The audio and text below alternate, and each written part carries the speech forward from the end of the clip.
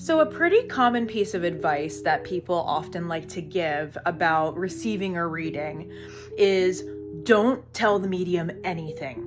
Don't say anything. Don't make any facial expressions and just sit there. And there's a lot of reasons why this piece of advice is problematic. So I'm going to share that. So first off, this is often a piece of advice that people from the general public like to give their friends or family if they're about to receive a reading. And I understand where it's coming from. You know, it's coming from a place of skepticism. It's coming from a place of, I don't want to give the medium anything to go off of, essentially, so that they can manipulate me, so that they can read my body language, things like that. And while I understand that approach, the issue with it is that if you go into your session with that belief already and with that intent, you're basically already telling me as your medium that you don't trust me. And so we're already starting off in kind of a difficult position.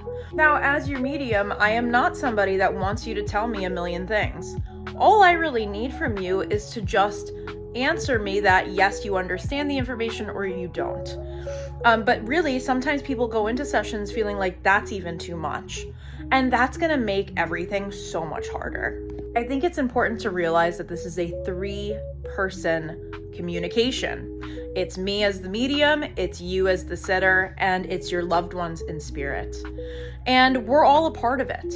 So whatever energy we're bringing into this session is going to impact that. There's a lot of very subtle moving parts that are all a component here. So if you're going in with a very strong block and very much that you don't trust this, you think that I'm manipulating you, that's just going to make this like so hard.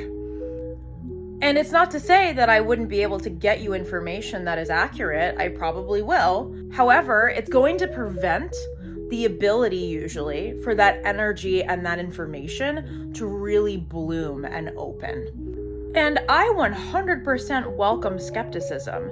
I think that that is healthy. I think it's okay and good to come into a session with skepticism. But there's a difference between that and complete lack of trust.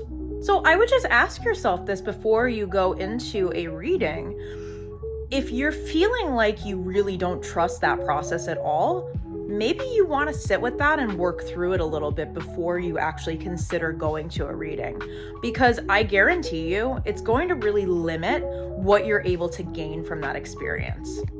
So as always, I'd love to hear your thoughts on this, and if you've had that kind of experience, especially other working mediums, how you feel about it, and I'll see you soon.